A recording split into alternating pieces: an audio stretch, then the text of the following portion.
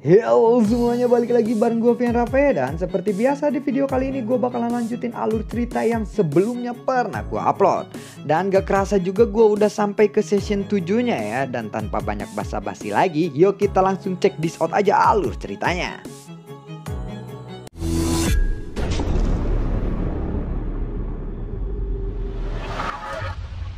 Di episode sebelumnya, Xiaoyan dan juga Guandong sedang memilih misi pertama untuk Xiaoyan. Saat ini Guandong lalu berkata, "Bukankah itu kamu?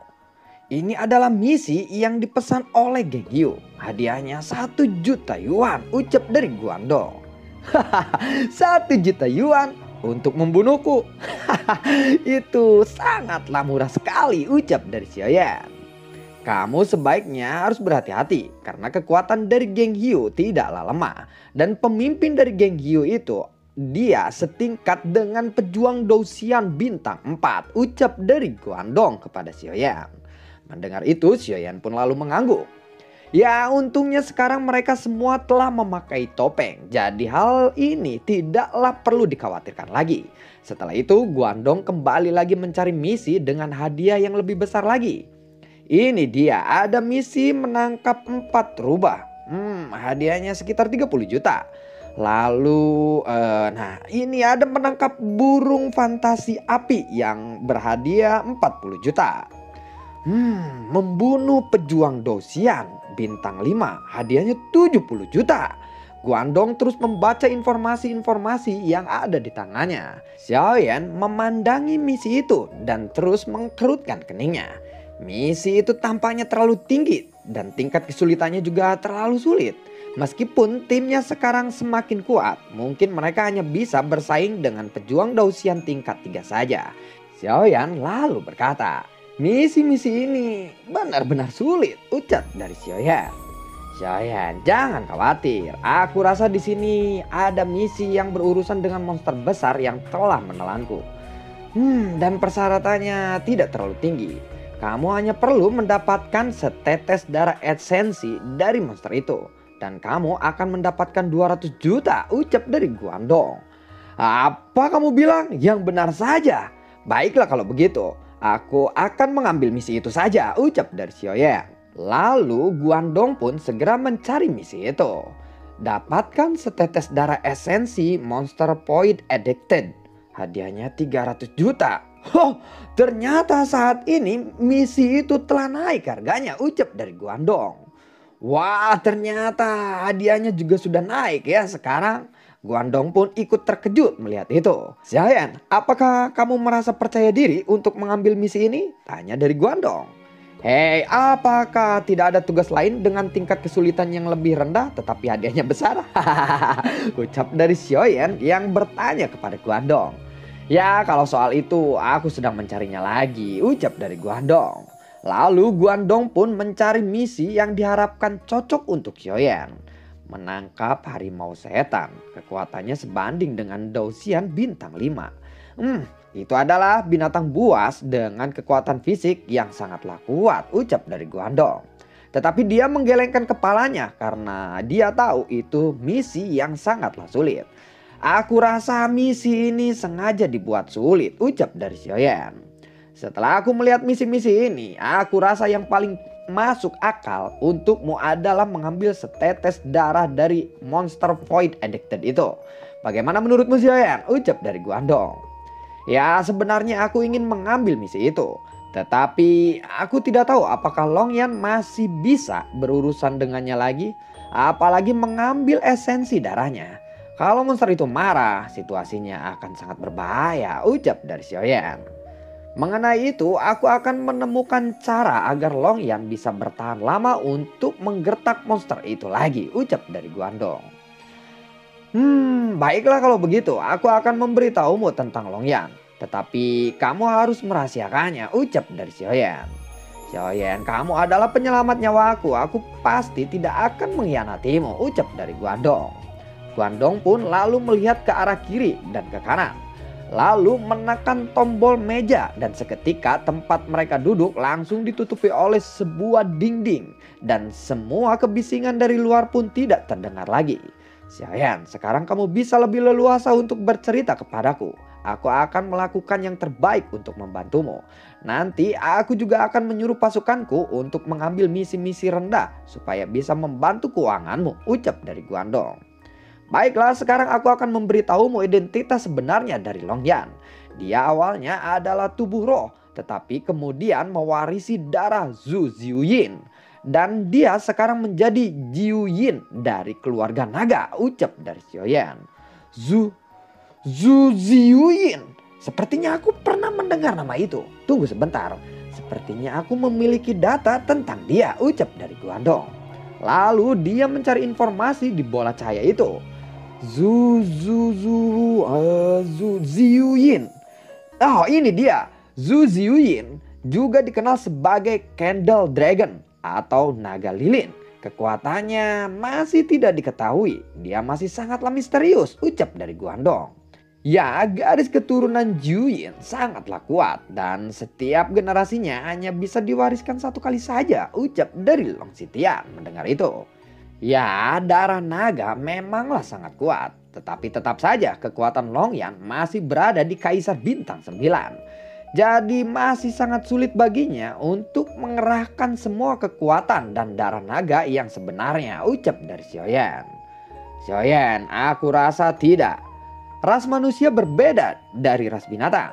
Aku rasa dia masih bisa berurusan dengan monster besar itu lagi untuk kedua kalinya, ucap dari Guandong. Ya, tetapi aku sedikit takut dia tidak berhasil mengambil satu tetes darah dari monster itu, ucap dari Xiaoyan. Jika itu masalahnya, kita harus menemukan pria kuat dengan kekuatan yang melebihi 5 bintang Douxian. Tetapi sangatlah sulit untuk mencari seseorang dengan kekuatan seperti itu di kota ini. Seandainya ada pun, dia pasti akan meminta bayaran yang sangatlah besar untuk ini, ucap dari Guandong. Mendengar itu, Xiaoyan pun lalu pusing 7 kepalang. Xiaoyan lalu menatap bola cahaya itu.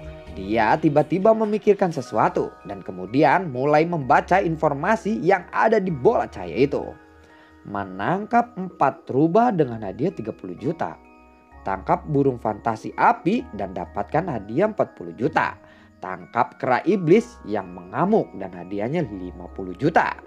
Jika binatang yang kita tangkap itu mati, apakah kita masih mendapatkan hadiahnya? Tanya dari Xiaoyan. Tidak ada informasi yang detail tentang mengenai hal itu. Tetapi yang jelas membunuh para binatang itu sungguhlah tugas yang sangat sulit, ucap dari Guandong. Kita tidak perlu berburu binatang ini. Apakah kamu ingat dengan 4 unicorn yang kita dapatkan? Ucap dari Xiaoyan. Oh, jadi maksudmu kita akan menghadapi monster besar itu lagi. Jika kita tidak mendapatkan darahnya, kita mungkin bisa mendapatkan mayat binatang-binatang yang ada di perutnya. Seperti itu bukan? Ucap dari Long Xitian. Benar sekali, mendapatkan darah esensi monster itu adalah misi utama kita. Tetapi jika kita gagal mendapatkan darahnya, kita mungkin masih bisa mendapatkan beberapa mayat binatang yang mungkin ada di perut monster itu lagi. Haha, benar tidak, ucap dari Xiaoyan. Ya, benar juga sih. Dengan begitu kita mungkin akan mendapatkan uang yang sangat banyak hanya dengan sekali gertakan saja. Baiklah kalau begitu, kita harus segera bersiap, ucap dari Guandong. Guandong, apa maksudmu? Ucap dari Xiaoyan. Xiaoyan, aku tidak mungkin akan membiarkan kamu mencari monster itu sendirian. Lagi pula, aku lebih tahu tentang tempat itu daripada kamu. Tanpa adanya aku, mungkin kamu tidak akan bisa menemukannya, ucap dari Guandong. Guandong, terima kasih atas kebaikanmu. Tetapi aku tidak ingin kamu berada dalam bahaya karena membantuku, ucap dari Xiaoyan. Xiaoyan, aku mengerti tentang risiko besar dalam misi ini. Tetapi aku akan merasa berdosa jika aku tidak ikut denganmu kali ini, ucap dari Guandong. Baiklah jika kamu memaksa, mari kita pergi dan bersiap-siap sekarang, ucap dari Xiaoyan. Kemudian mereka pun pergi meninggalkan bangunan itu. Guandong, kenapa kita keluar? Bukankah kita harus melapor kepada mereka tentang misi yang akan kita ambil? Tanya dari Xiaoyan. Masalah itu tenanglah Xiaoyan.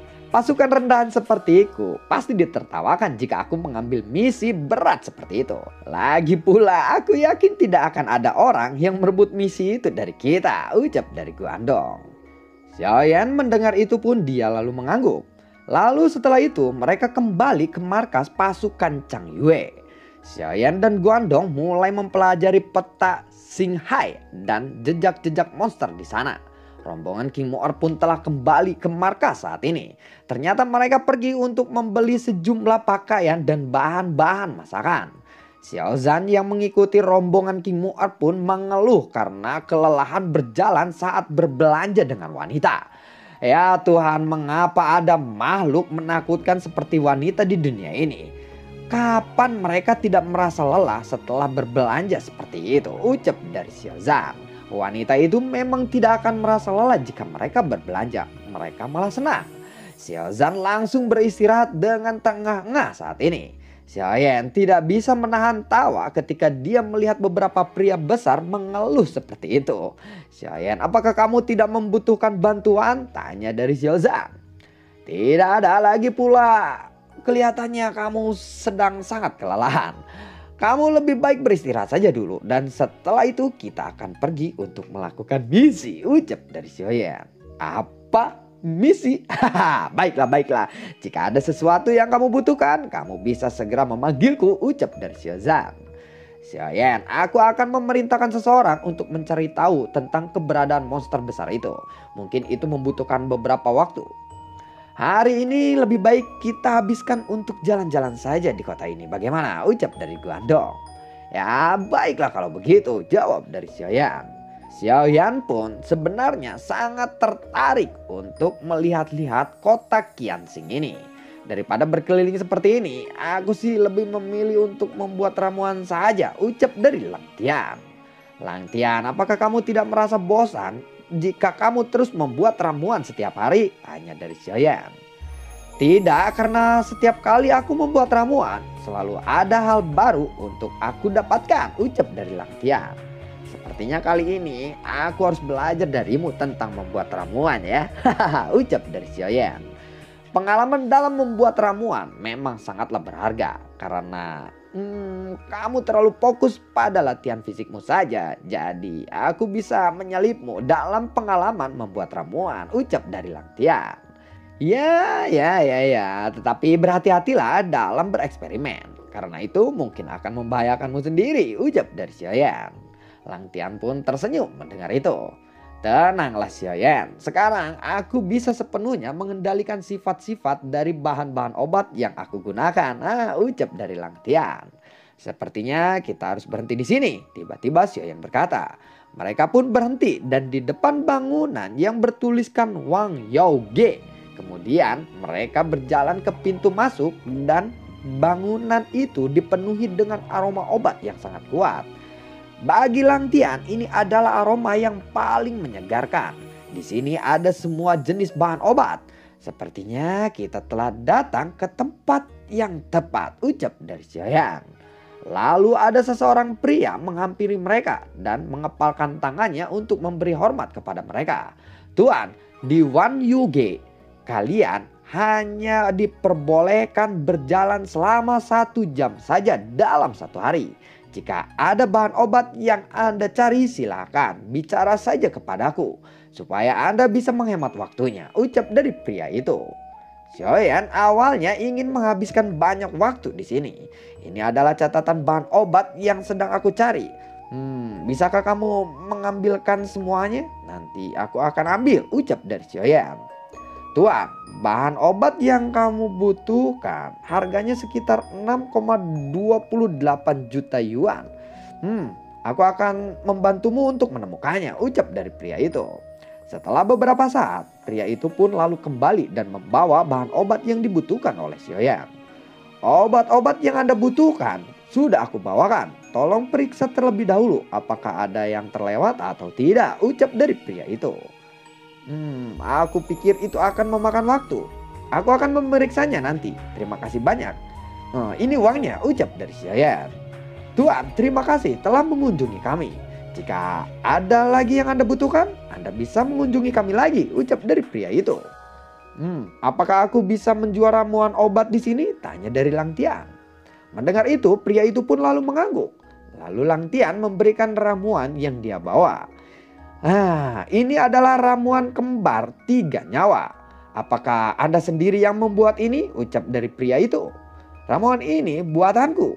Apakah ada masalah? Atau sepertinya apakah ada orang yang telah membuat ini sebelum aku? Ucap dari Lang Tian. Ini adalah ramuan yang dicari oleh penetua kami. Kami pasti akan membeli ramuan ini dengan harga yang tinggi. Ucap dari pria itu. Hei, apakah kamu serius? Tanya dari Xiaoyan.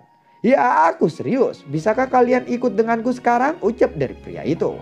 Setelah itu, dia pun membawa kelompok Xiaoyan dan Lang Tian ke lantai keempat. Lantai keempat Wan Yuge juga dihias dengan beberapa benda dekoratif yang indah. Di sini ada ratusan sosok yang sedang duduk di depan kuali obat. Sepertinya mereka juga sedang memurnikan ramuan. Bisakah kalian berdua membuat ramuan itu di sini? Ucap dari pria itu kepada kelompok Xiaoyan. Mendengar itu, Xiaoyan pun lalu berkata, Lang Tian, buatlah ramuan seperti itu lagi.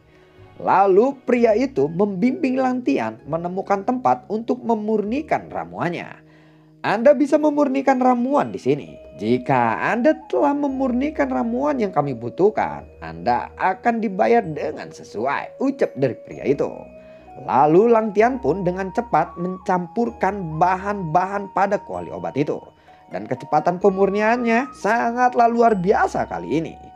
Setelah beberapa saat, Lang Tian memulai memurnikan obat. Xiaoyan segera keluar dari bangunan itu.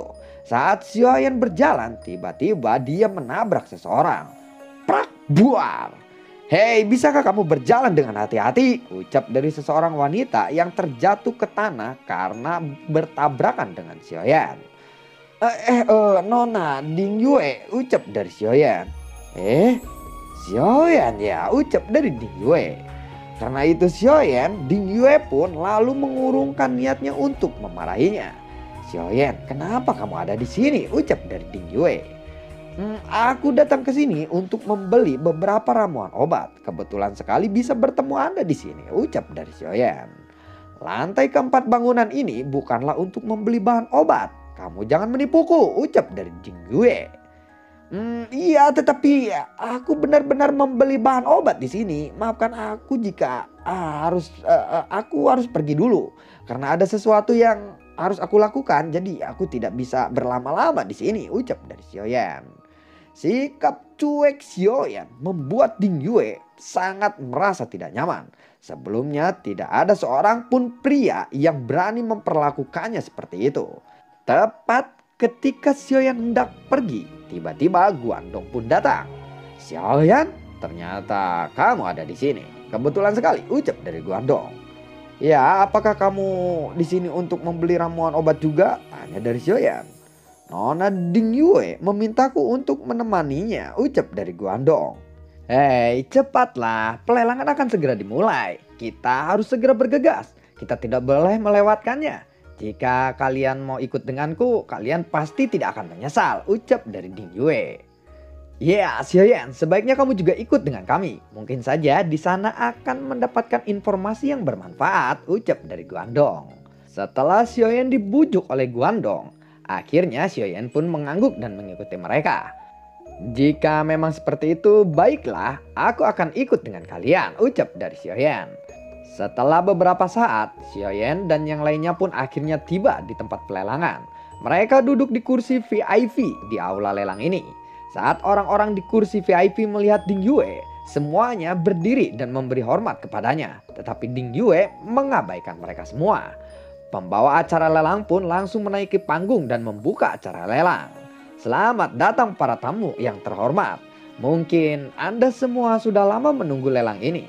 Jadi saya tidak akan banyak berbicara omong kosong lagi. Lelangan ini secara resmi akan segera dimulai, ucap dari pembawa acara lelang ini. Semua orang pun di sana lalu berteriak gembira. Peraturannya masih tetap sama. Ternyata sudah ada adikku di kursi VIP peserta lelang. Dan dia duduk bersama pasangannya, ucap sang pembawa acara sambil menatap ke arah Ding Yue dan juga Xiaoyan. Ternyata pembawa acara itu adalah kakak dari Ding Yue, yaitu Ding Xiao. Ding Xiao, aku pasti akan mengupas kulitmu jika lelang ini telah selesai, ucap dari Ding Yue sambil berteriak marah kepadanya. Baiklah, baiklah, sekarang lelang ini harus dibuka dulu. Dan barang lelang pertama kami hari ini adalah sebuah harta langka. Telapak dewa surgawi. Harganya dimulai dari 10 juta yuan. Ucap dari Ding Xiao. Orang-orang pun langsung mengajukan penawaran harga pada barang ini. Tetapi saat Ding Yue ingin mengajukan penawaran, Ding Xiao secara sengaja mengabaikan Ding Yue dan langsung menjualnya kepada orang lain. Lalu Ding Yue berkata, "Hei, kenapa kamu melakukan ini kepadaku, Ding Xiao?" Ucap dari Ding Yue. Lalu pada setiap lelang berikutnya pun Ding Xiao masih seperti itu. Sedangkan Xiaoyan dan juga Guandong hanya menonton di sana karena mereka tidak mampu untuk membeli barang-barang di sini. Ding Xiao benar-benar sialan. Oh iya, Xiaoyan. Tadi Guandong bercerita kepadaku bahwa kamu sedang membutuhkan uang 500 juta yuan sekarang. Aku bisa memberimu uang itu, ucap dari Ding Yue. Benarkah itu, Nona? Terima kasih atas kebaikanmu. Tetapi aku rasa aku akan bisa mendapatkan uang itu dengan kekuatanku. Dan aku tidak ingin merepotkanmu, ucap dari Xiaoyan. Dengarlah, bagaimana cara kamu untuk bisa mendapatkan uang itu dengan cepat. Anggap saja itu hutang dan kamu bisa menggantinya lain kali. Tetapi tolong rahasiakan ini dari kakakku. Jika ketahuan, aku pasti akan ditahan oleh ayahku, ucap dari Ding Yue. Setelah mendengar itu, Xiaoyan dan Guandong pun lalu mengangguk. "Nona Ding Yue, di mana Lingdong? Kenapa dia tidak bersamamu kali ini?" tanya dari Xiaoyan. Ya, Xiaoyan merasa bahwa pelelangan ini sangat membosankan. Makanya dia bertanya seperti itu kepada Nona Ding Yue. "Ya, aku tidak tahu di mana dia sekarang. Kami berpisah beberapa hari yang lalu," ucap dari Ding Yue. Waktu pun lalu berjalan dengan cepat. Dan pelelangan pun akan segera berakhir. Nah, sekarang lelangan kami akan segera berakhir. Saat ini masih ada satu barang yang tersisa. Mungkin banyak dari kalian semua yang datang ke sini untuk harta satu ini. Benda ini terbuat dari 11 jantung Void Unicorn. Kekuatan Void Unicorn ini sebanding dengan bintang 4 Daoxian. Dan jika kalian mengumpulkannya hingga 22 jantung, maka itu setara dengan Daoxian bintang 5. Karena barang ini susah untuk dibuat, maka harga awalnya adalah 100 juta yuan, ucap dari Ding Xiao. Ini adalah pertama kalinya Xiaoyan melihat hal yang seperti itu. Benda itu seperti boneka yang terbuat dari logam, tetapi dia juga bisa mendengar suara 11 jantung yang sedang berdetak di dalamnya. Bahkan ini sangatlah luar biasa. Bagaimana caranya untuk membuat benda seperti itu? Tanya dari Xiaoyan. "Apakah kamu bahkan tidak pernah mendengar tentang teknologi Ming He?" tanya dari Ding Yue. Xiaoyan menggelengkan kepalanya mendengar itu. Lalu bagaimanakah kelanjutan ceritanya? Dan apakah itu teknologi Ming He? Dan nantikan konten gue berikutnya dan semoga sehat selalu untuk kalian ya. Dan alhamdulillah gue udah agak baikan. Terima kasih juga buat kalian yang sudah mendukung channel ini dari awal hingga saat ini. Dan gue ucapin terima kasih banyak juga buat kalian yang sudah mensupport channel ini lewat link Saweria di bawah kolom deskripsi. Dan doain gue supaya sehat-sehat selalu dan lancar-lancar aja ya yang nulis skrip, jadi gue bisa terus upload setiap hari memenuhi kebutuhan kalian ya. Terima kasih semuanya dan sampai jumpa di video gue berikutnya. Assalamualaikum dan sehat selalu untuk kalian. Dadah.